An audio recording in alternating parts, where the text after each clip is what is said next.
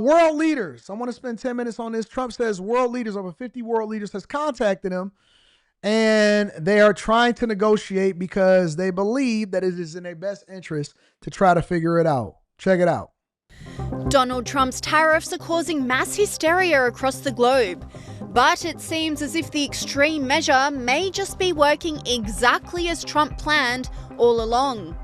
Since announcing the tariffs just days ago, over 50 world leaders have called the president to negotiate in the hopes of reaching a free trade deal that will be mutually beneficial to all.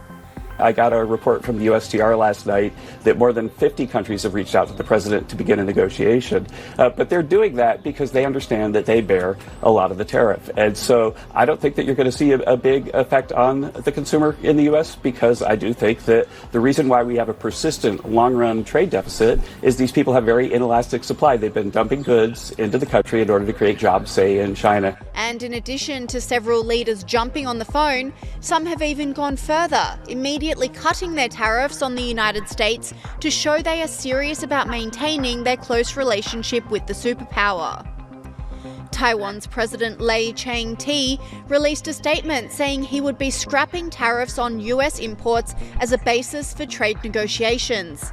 Now, the message that he basically typed up, and this is Taiwan's president. Now, remember, what is Taiwan and what do they do great? Taiwan are the ones that we source the majority of our semiconductor chips that power every single thing that we use. Your laptops, your cameras. A lot of these cars have 50, if not 100 different semiconductor chips in them, depending on the level of technology that's inside of these vehicles. Artificial intelligence, TVs, everything that we can think of, we are basically leveraging semiconductor chips, which is one of the reasons why we used to let Taiwan take advantage of us, and we input them into the countries that we would give money over to because we didn't want that to go over to China. So Taiwan, also on top of that, have been leveraging tariffs on us for the longest.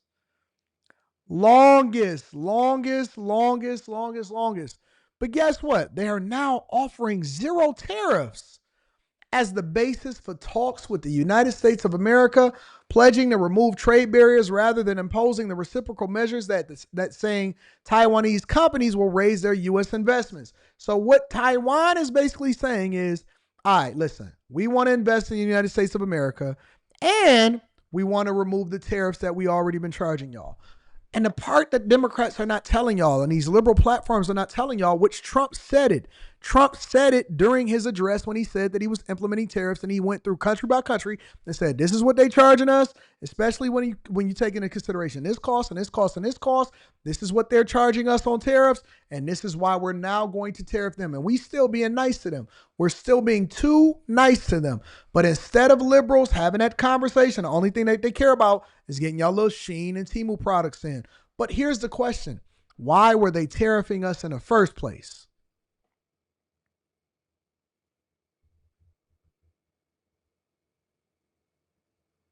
Why were they tariffing us in the first place? If we had such great relationships with the world, then why were they able to get away with tariffing us in the first place? I almost believe that most of our world leaders in the past, they were all compromised. They were all compromised.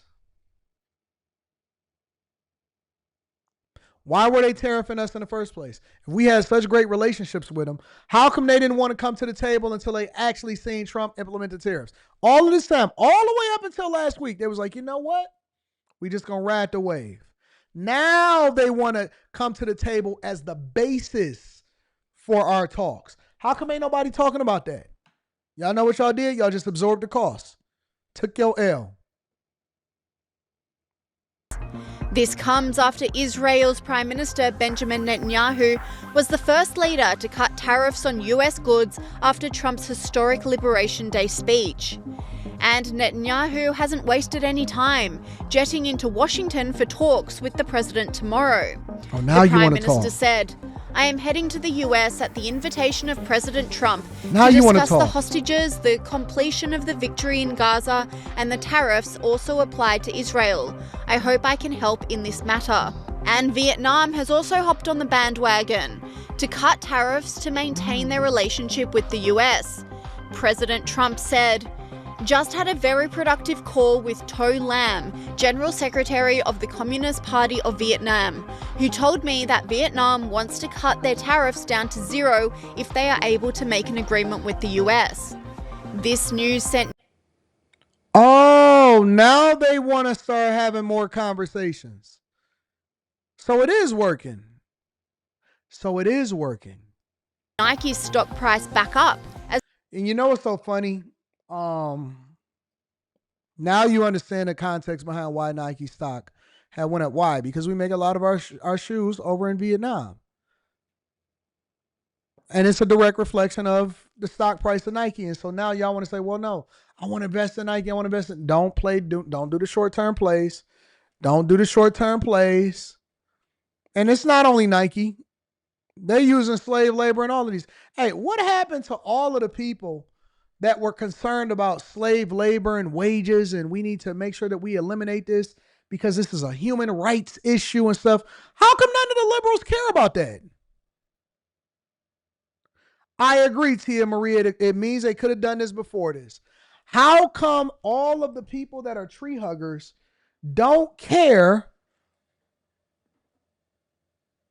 ATL College Park. Okay, cool. Well, I tell you what, ATL College Park says, Anton sounds smart to people who know zero about trading. All right, cool. Well, this is your lucky day because I feel good today, and so I'm willing to let you educate me, and I'm open to the conversation. So what I'll do, ATL shouted. What I'm willing to do for ATL College Park. So I'm going to drop the link in the chat, and you don't even have to cam up if you don't want to. But I'm going to drop the link in the chat for you to be able to call in and educate me. So I'm going to leave that link up for the next 5 minutes, and then we're going to go from there. Since I'm so stupid. I'm like the stupidest millionaire that I've ever seen in my life. Stupidest. So there you go, big dog. Come and educate me. Bring me up to speed. It is 1:08 Eastern. Check my rose gold Rolex. That is so stupid. And I'll give you till 1:13. All right. There you go, big dog. Make it work. As the iconic shoes are made in Vietnam. So I've seen a lot of people sharing stories about how Nike's lost $10 billion in market cap because of the ongoing trade wars and Trump's reciprocal tariffs. Nike makes a lot of their product in Vietnam, and Vietnam actually has been charging the U.S. 90% on their tariffs towards us. And all Trump had to do was say, we are going to charge you, Vietnam, a reciprocal tariff of 46%. And guess what happened? Their leader, To Lam, as reported by the Wall Street Journal, actually got on the phone with Trump and said that they want to negotiate with us and get to a point where they don't charge us anything, where they charge us 4 more minutes, big dog. Give me a call. zero in tariffs in exchange for no more reciprocal tariffs. So essentially, this is the art of the deal personified.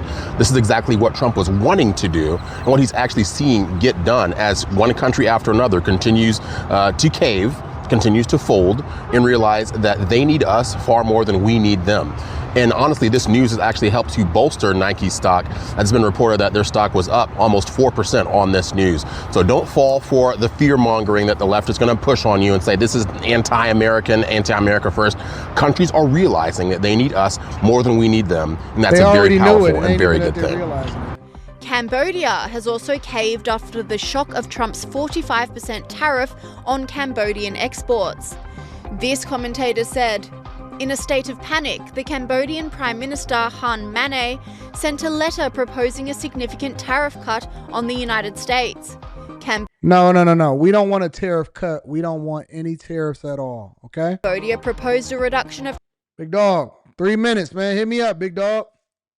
Tariffs on 19 key export categories from their current rates, ranging from I'ma drop the 7% link to back in the chat 35% to a uniform 5%.